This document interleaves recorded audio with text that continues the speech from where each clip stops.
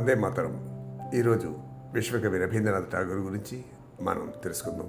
మహాకవి రవీంద్రనాథ్ ఠాగూర్ 1881 మే 7న పశ్చిమ బెంగాల్లో జన్మించారు అని తిథి ప్రకారం ఈరోజు ఆయన జన్మదినం. అందువల్ల ఆయన జీవిత విశేషాలు ఇప్పుడు తెలుసుకుందాం. భారత సాహిత్య ప్రపంచంలో చిరస్థాయిగా నిలిచిపోయిన కవి, కథా రచయిత, తత్వవేత్త, విద్యావేత్తగా అనేక రంగాల్లో అపార ప్రతిభ ఆయన కనపరిచారు. ఆయన రచించిన గీతాంజలి కవితా సంపుటికి 1913లో నోబెల్ బహుమతి లభించింది.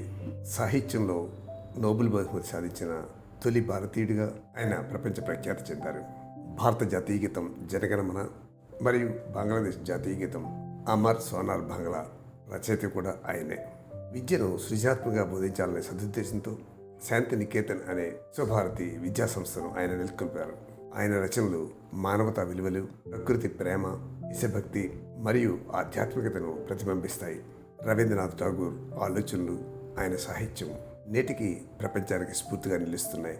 భయం లేని మనసు, గర్వంగా నిలిచే తల ఉన్నచోటే నిజమైన స్వేచ్ఛ ఉంటుంది అని చెప్పి ఆయన అనేక సందర్భాల్లో చెబుతూ ఉండేవారు.